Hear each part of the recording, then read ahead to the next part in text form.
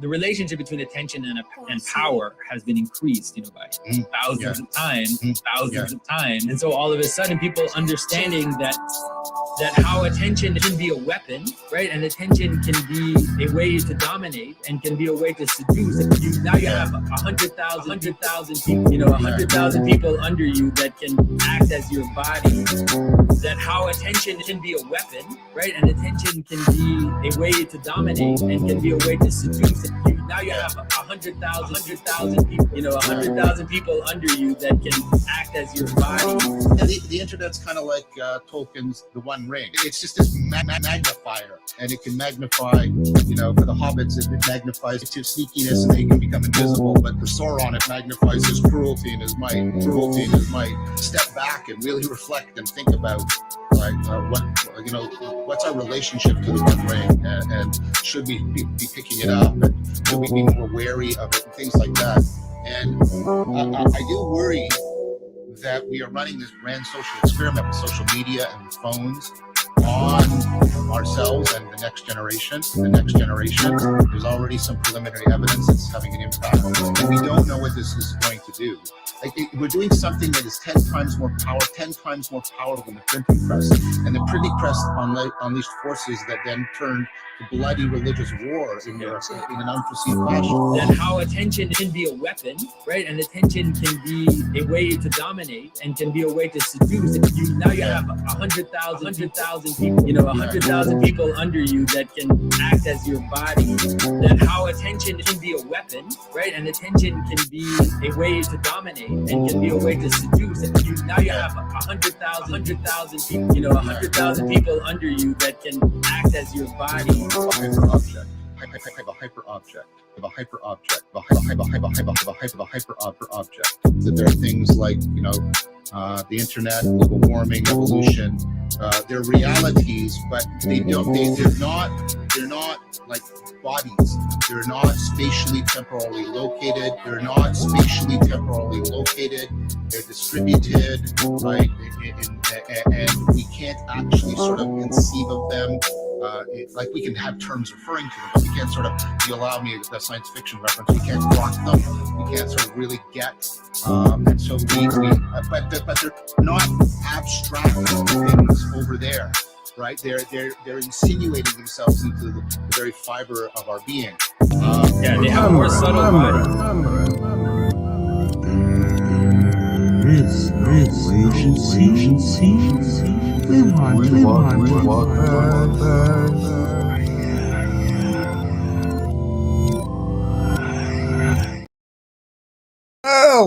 Hello, everybody, and welcome to Tears in the Rain, Fringe Homework, the Griswold Grimm stream for June 2nd, 2024. I am Griswold Grimm. Griswold Gaius, General Griswold Gaius Grimm of the First Love and Aggression Protocol.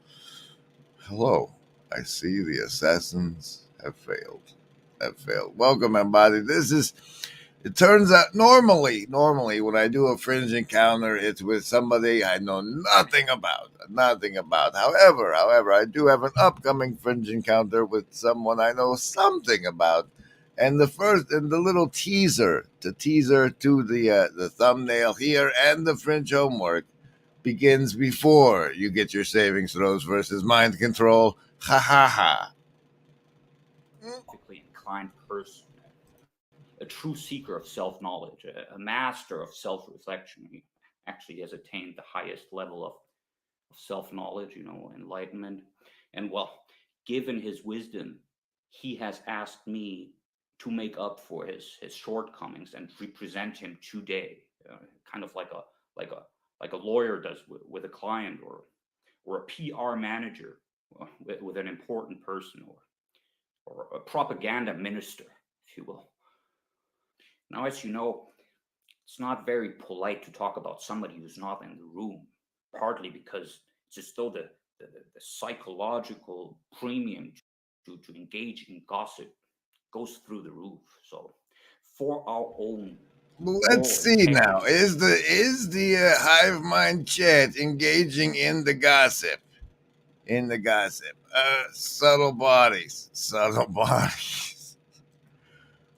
Tell me about it, Kel, and it's by God's grace alone that we are not subsumed. Special thanks to the Shadow Cabal. So say we all. All right. You guys can have some saves versus mind control now. As you know, you're swimming in mind control, and that's even if you only count the advertisements. But there's so much more. But here you get a savings throw against it by choosing between survival, social, wisdom, or heart as your basis for the resistance to the mind control. I roll the die. If the die comes up over 10, you've made your savings throw and take half damage from the mind control in the rest of the show and the rest of your day. And if it's under 10, you take full damage. But remember, everybody, we want what's best for you. Survival, social, wisdom, or heart. Choose. Hey, Ups. So, survivalists, good choice today. That's a nat 1 for you. No bonuses apply. Even the +2 Hive Mind chat bonus does not apply for you. Socialists coming in strong and solid with the 10 don't even need your bonuses, nor do you, lovers of wisdom, with your number of transformation. Heart folks, two pairs of chakras over there. That's 14 for you. And the Indigo kids, congratulations. You get to see the die. Also a nat 1. Survivalist and Indigo kids with the nat 1 today. Welcome, everybody. This is the Grimgris stream, Tears in the Rain. And we have a new donation, tickling the Ko-fi bots to the 1% of the new goal. New goal, because you got to keep setting new goals. So say we all. Yuck, yuck, yuck. Ho, ho, ho.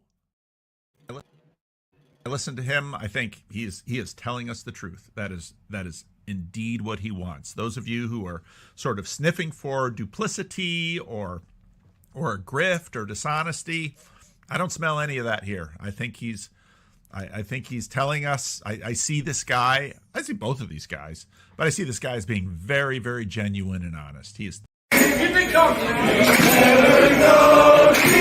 never die.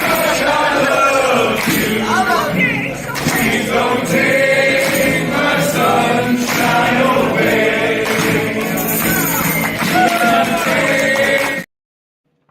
And the gossipy rumor is the guy featured that he was actually talking about in the No Grift branding. Him, I think he. That guy is being, his story of his wife and stuff is being featured in a new book by Rodrier. And that's the gossip. That's the gossip. We're doing Tears in the Rain and Fringe Homework, right? We've teased the Fringe Homework. We have to lean into Tears in the Rain soon. We have one card today, and it just says, why room of requirement? So maybe we'll do that part first after some more indoctrinate branding. We all know that there is no agency any living gent can see. Doing what is right for me is lifting up my bro so he can grow some eyes to see that doing what is right for me increases all our agency. And the question that you should find yourself asking yourself is encountering face to face what's right for you this September 12th to the 14th in Olympia, Washington, as hosted by Grail Country, where Dr. Michael Martin, Dr. Chris Green, Paul Vanderklay, and Karen Wong will be available for Talkie Talk for a basic ticket of only $200. If you get the $300 ticket, you get the Thursday night barbecue event. And if you have the special secret unlock code delivered from me, you'll be entitled to purchase for an additional $100 the super VIP ticket where we play D&D at Nate's house afterwards because it's my birthday. Is everything all right in here? Yes, Nanny. Okay, we have sufficient branding. We dropped the thing. What are we doing? You were going to do either the card or the OpenAI thing. Well, let's go into this because it hurt my soul to see this a little bit. This is from a guy I used to follow once that the algorithm fed me today. Amazing, but few know that research scientists have some new tricks to unlock even more capabilities in it. And some of these ideas sound almost like a science fiction movie.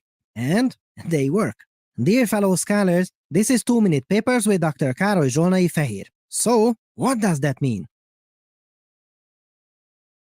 And what does that mean, Doc? I have to give everybody else something else the algorithm has fed me, and that is Chad's nemesis. You see, the way that you were talking, Dr. Károly Zsolnai Fehér, reminds me of the way that Chad's nemesis was talking. And so here it is. Hey everybody, Foilface here. I just had some crazy thoughts about life, biology, and evolution, and I just needed to share those thoughts with you. So I started thinking today, I was thinking, when did my life begin? I mean, it sounds like a very easy question, when you were born. But if you think about... For those of you just listening in the podcast version I never bothered to make, it's a man wearing a foil luchador mask. He has clearly made himself, and he's speaking to us like that. Evolution. I just had some crazy thoughts about life, biology, and evolution, and I just needed to share those thoughts with you. So I started thinking today, I was thinking, when did my life begin?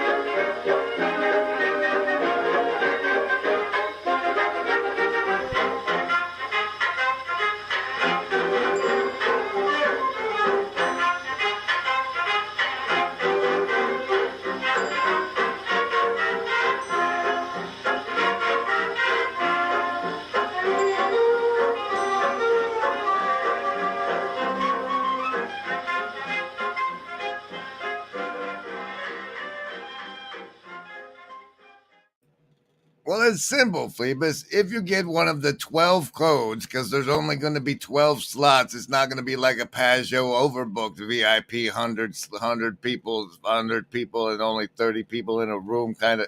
So, no, it's only 12 VIP slots. And I have codes to give out. There have been 4 released into the public. There are 8 remaining. And the hoops to which one will have to jump to get one will increase over time. Now is a good time to get in on it. Maybe one of the codes will go somebody in the hive mind today. Maybe that'll be what we do. Stay tuned. It's exciting. It's exciting. Once upon a time, there was a Chinese farmer whose horse ran away. That evening, all of his neighbors came around to commiserate. They said, "We are so sorry to hear your horse has run away. This is most unfortunate." The farmer said, "Maybe." The next day, the horse came back, bringing 7 wild horses with it. And in the evening, everybody came back and said, "Oh, isn't that lucky? What a great turn of events. You now have 8 horses." The farmer again said, "Maybe." The following day, his son tried to break one of the horses, and while riding it, he was thrown and broke his leg. The neighbors then said, "Oh dear, that's too bad." And the farmer responded, "Maybe." The next day, the conscription officer came around to conscript people into the army, and they rejected his son because he had a broken leg. Again, all the neighbors came around and said, "Isn't that great?" Again, he said, "Maybe." The whole process of nature, okay, it keeps going.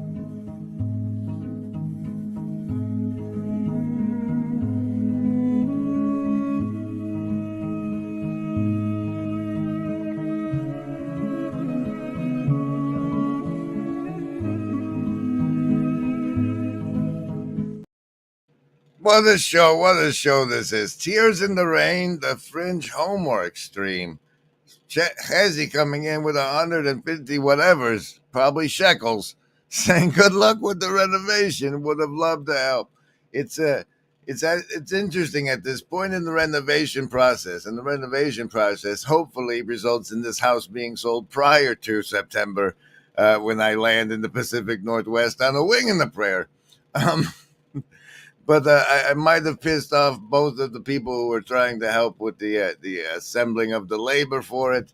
And I'm at the stage where I have to do the actual deed transfer with the legalities and maybe a quit claim, maybe a bill of sale. I'm not sure what the most convenient way to transfer property between friendly parties is. And that's the current holdup. Hopefully by this time next week, we'll be past that phase. We'll see what's going on with that. But thank you very much. Thank you very much. Oh yes, this guy broke your heart, because look. This is 2 Minute Papers with Dr. Károly Zsolnai Fehér. So, what does that mean? Well, from an earlier paper, we know that we can create 25 copies of ChatGPT, tell them that they are characters with a given backstory, for instance, a scientist, and they will actually think that they are that person and play in this virtual world as if they were that person. They were even able to organize a Valentine's Day party among themselves. But they can also This moment now in 2024 harkens back to when I quit being a real campaign dungeon master in 1995 because I realized that with the way computers were going, I would be able to make all of the NPCs and what they were doing during the day so the players, the random encounters wouldn't be random. They would be from a living, breathing, computer-based game. And it's now, I quit early. I quit way early on that. And that's just a sampling of the Tears in the Rain. Another, what is that? Oh, some more. Yes. Let's have some more of Chris Petkoff's classic. The internet is a monster. This is from the Chris show. He had a baby and then became a painter man. But 2 years ago, he was making dope shit. To use a religious term. This is when I look at the internet and I look at social media, it's the closest thing I have to understanding a God acting in the world. When I say this, a God acting in the world, in the sense that like a like a pagan deity that is embodied in ritual and in practice and in nodes of attention, because it's just there's no one controlling. There's no one controlling.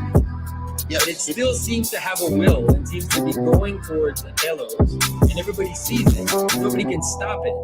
And everybody says, well, at least I'm going to get what I can get as I watch this God kind of move towards its sacrifice or whatever's going on. But everybody's like, well, at least I can get something out of it while it's happening. And I think the relationship that a lot of people have to the internet is properly understood as a religious relationship. I mean, the internet serves as a protocol. Think about that. I mean, think about the devotion people.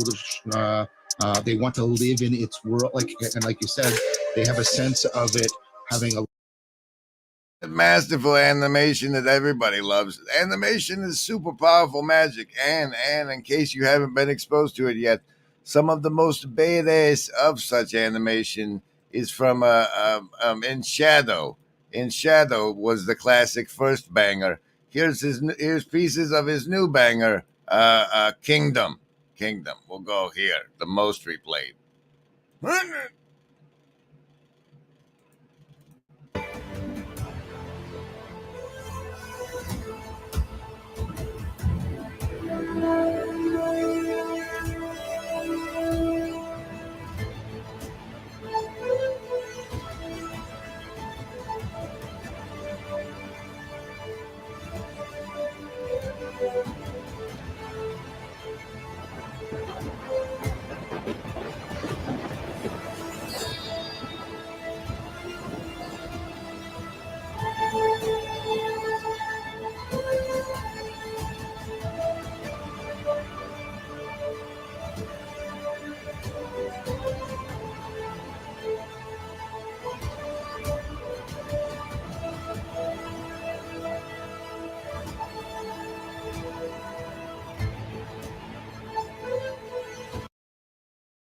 Other little swollen baby, little just desiccated babies inside all that police gear. What a nice thing to say. This is the Fringe Homework Tears in the Rain stream. If you have any doubts of why the humans aren't necessary anymore, and you're on the X, I recommend the account Ronald Van Loon. Ronald Van Loon, who always brings us terrifying things about the things that we'll be hunting on.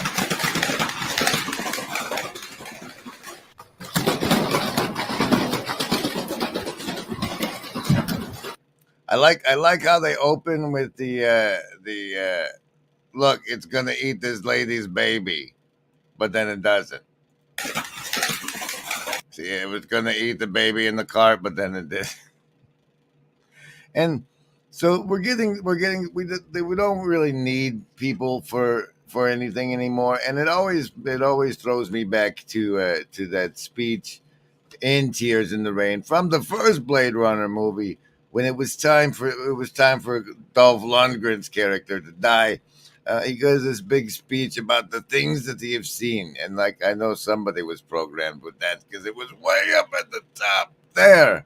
Gartham knows he's seen things, and like, at what point is the data from a sensor array superior to a human eye seeing it and telling the story? And what is that? I mean, at what level can we be replaced, and what level can't we? Are we building a new species of demon monster AIs? What's going on here? But in the end, for us, it'll all just be Tears in the Rain.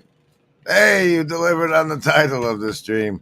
Now to get to the fringe homework. Well, it turns out that guy I showed you earlier, I got a fringe thing coming up for him. He's starting a new project. I'll plug now.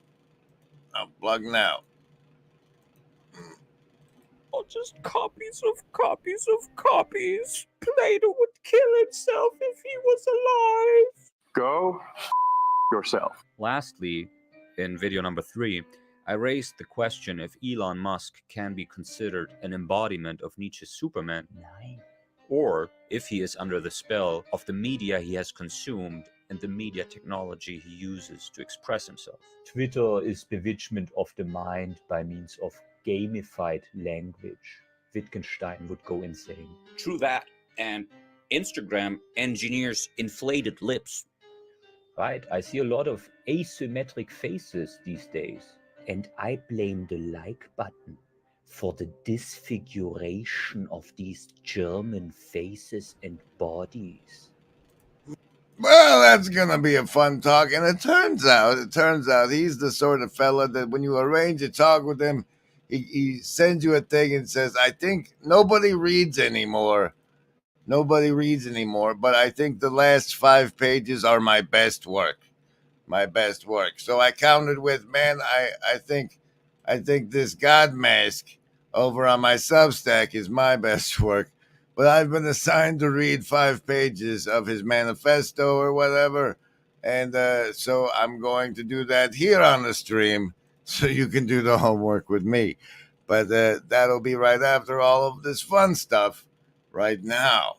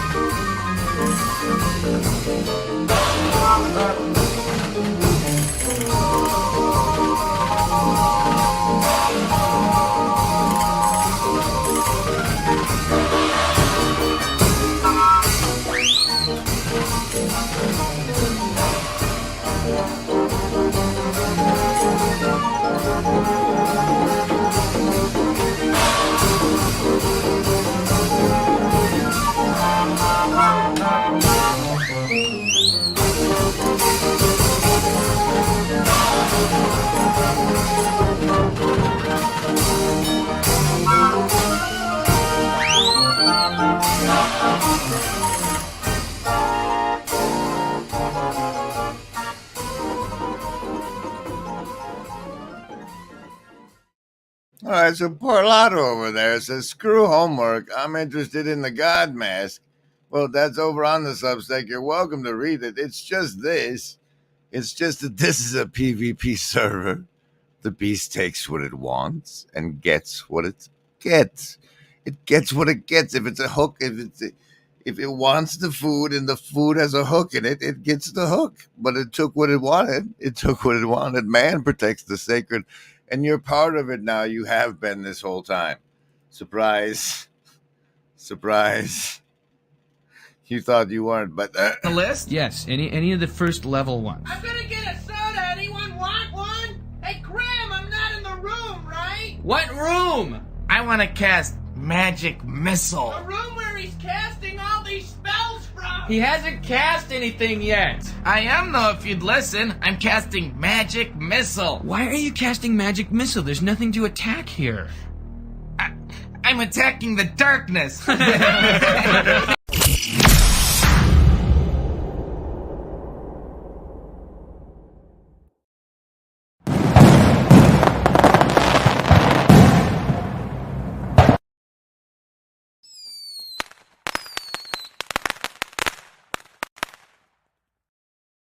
Hey, that's always fun. Okay, no, on this card I do have to get to it. It says why the rumor requirement. It's on the card.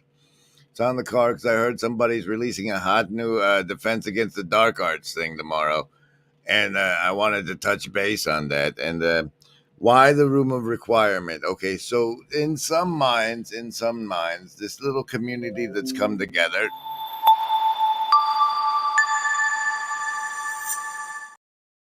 And is probably going to attend this fancy pants encountering face-to-face event in the Pacific Northwest estuary. they, those of us that have come together in this fashion are see it sometimes as a room of requirements for a project called Defense Against the Dark Arts, which is a mimetic rip off of the last major indoctrination that for people who read books. All those people were trying to tap into what they read when they were kids, with the concept of the room of requirement and the Defense Against the Dark Arts. You see, because they lived in a terribly corrupt environment, which was their skew, and so they had to get together and teach each other, and that's essentially what the. But why? Why are we in a room of requirement? And the basic rundown is this: is humanity has been hit with several weapons since the industrialization age, when they sucked the people out of the farms and family into the machine. And about the time the telegraph let thought go faster than a human, as it were, and then we were hit with a series of weapons. First was the installation of the normalization ray, made popular by War of the Worlds, where they convinced everybody that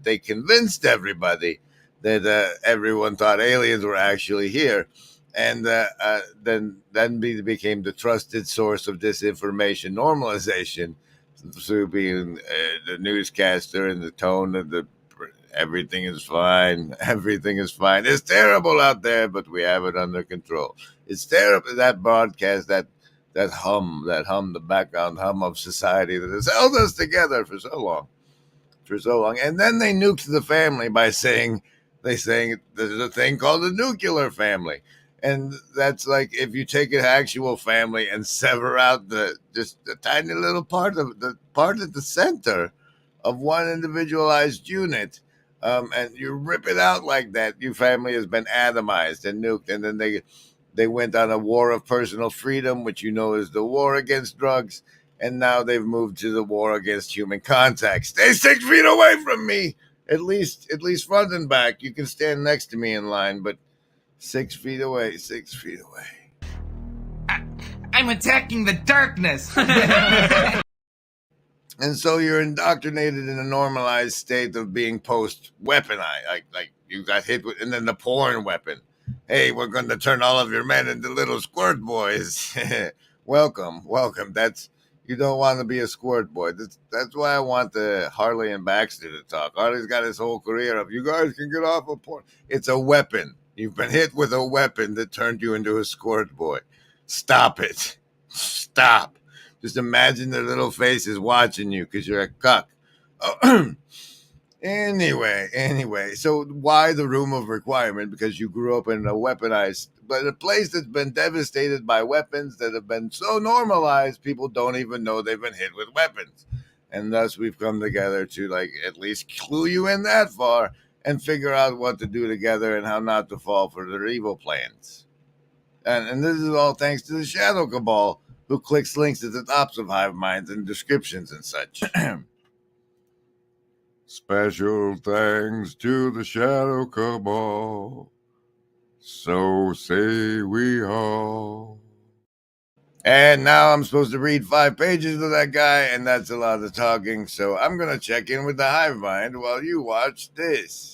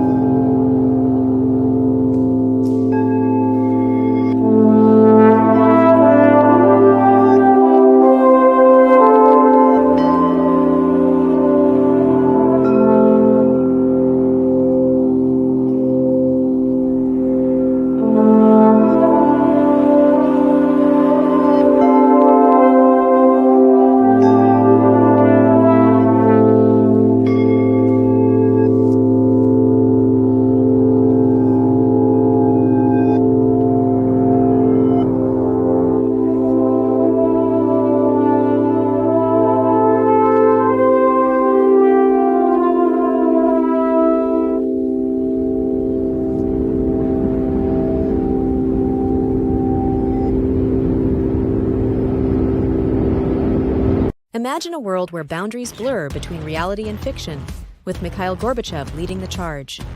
Gorbachev didn't just challenge political norms, he dared to break the fourth wall in storytelling. "Tear down that fourth wall," he exclaimed, inviting us into a new era of engagement. His metaphorical call wasn't for Berlin alone. It was a clarion call to storytellers and audiences alike. Engage directly, break barriers, and foster a dialogue. Gorbachev's words echo in the halls of creativity. As storytellers, it's our turn to tear down that fourth wall, inspired by Gorbachev's daring challenge. Join us in this creative revolution. Tear down the walls that confine your stories. Share, like, and subscribe for more inspiration.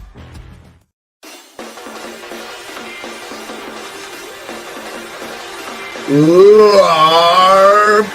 We have the ability to LARP and LARP hard.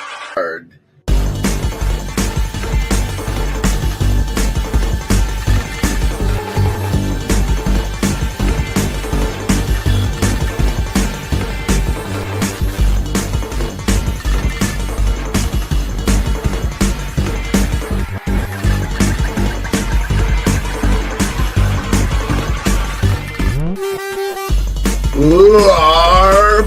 We have the ability to LARP and LARP hard.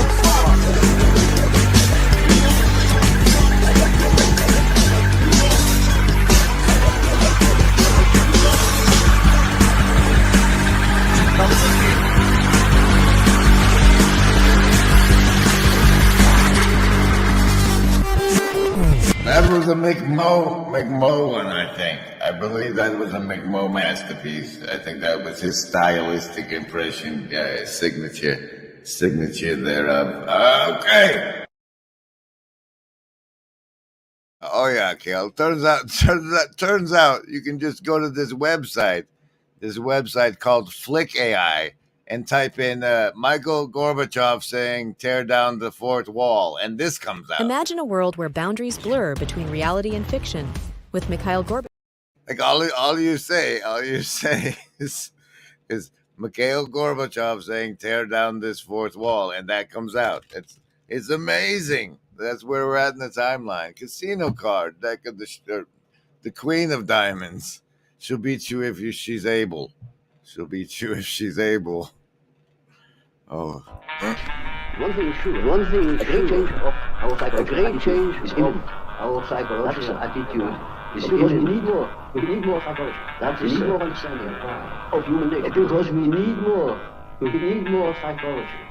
We need more understanding of human nature. Because the only real danger that exists is man himself. And whoosh, and whoosh. All right. It's Blue Church, card of the show. The 8 of diamonds. Well, all sorts of diamonds here today. That's nice. One more procrastination before we end up doing the homework and reading the 5 pages of his best work. Rascal has put out a nice a playlist here. Hey, stop it. Share this tab instead. A nice playlist here of all the, where is it? Just go to the page. Look, she hit 100 subscribers. Celebrate milestones. Playlist. This little corner in the internet. Full clip compilations. Christ is the divine warrior. Clip compilations. And look at all of them. Let's do heaven and earth, and then we'll do the homework.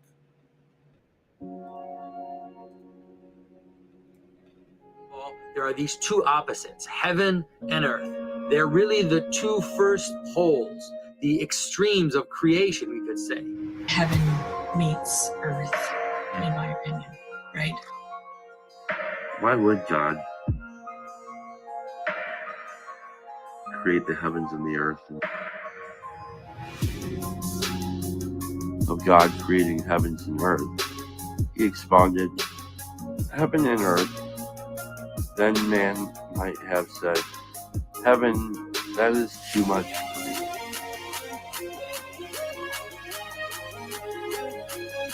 Foundational to Christianity is the idea that it's about heaven, it's about where heaven and earth meeting. something fundamental about salvation as we use it that connects heaven and earth. But basically, one of my conclusions was that once churches lose their vision that earth and heaven are connected, and that the church has, as Jesus says, keys of the kingdom that connect heaven and earth, they lose the sort of power that inspires people emotionally and motivationally to give, to sacrifice, to volunteer, and to suffer for the sake of joy in God's kingdom. Just as the act of performing rituals to remind one of the presence of God helps to unite heaven and earth. Perfect. We're heaven and earth. Who are you? Okay. Now, who else are you? Okay. Who else? Who else? Thanks for being here, making us feel virtually not alone. I'm Grim Grizz's voice, and a circle has no corners.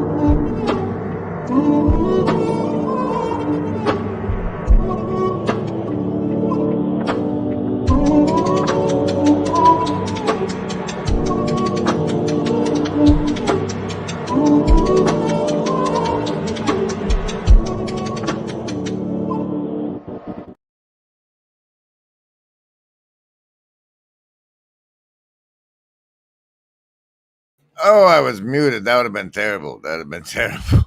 +4 if you caught it. The World, David Donnerstein and the Weltgeist.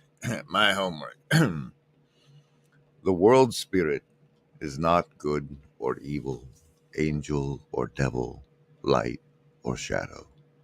It is both. To embody it in a superhuman role model is like a tightrope walk between the summit of a mountain and that of a volcano, both of which glisten with snow. Before you settle on one of them and confuse eternity with destruction, you'd better walk through the valley connecting the two peaks, with reverence for both. The conscious middle way is the goal, brothers and sisters. I have proclaimed that I want to lead you into the light, but the existence of light is conditional on that of darkness. One without the other is inconceivable. That is why the world spirit and its embodiment unite these opposites in themselves. Just as in the dance of flames, life and death are inextricably intertwined, and the flare-up cannot be distinguished from the extinction, because it happens at the same time. Curiously, it was a German, and the founding father of German philosophy at that, who believed that each of us carries this fire within us. It would flicker very weakly and be barely noticeable, but it would be there, this divine spark of the soul, as he called it.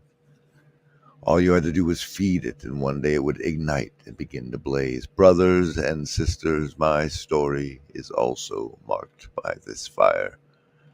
On the day when my earthly self was consumed and I became a pure spirit, I found myself at the center of light and shadow, united in a vortex of fire that enclosed me, in which the flames crackled loudly to the sound of thunderous, dark, and frightening music.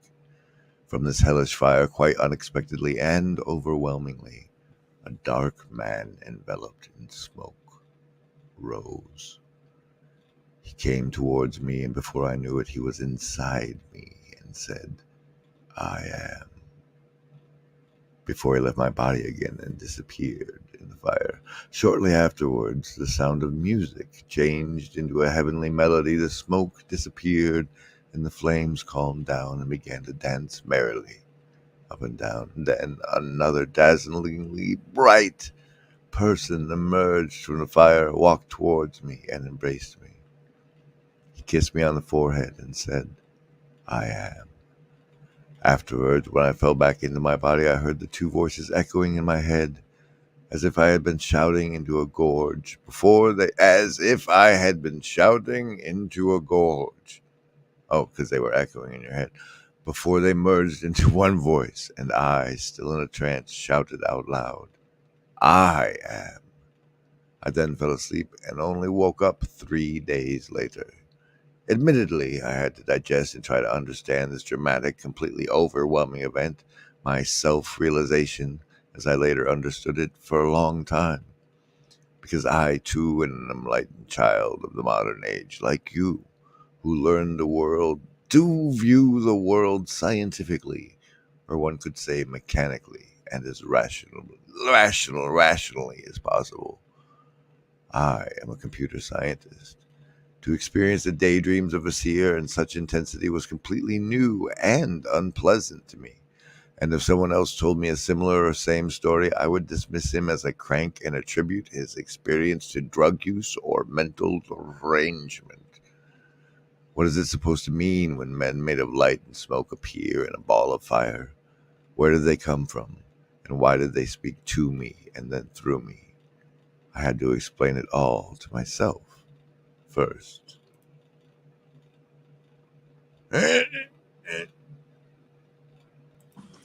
Remember, Embody, there is no agency.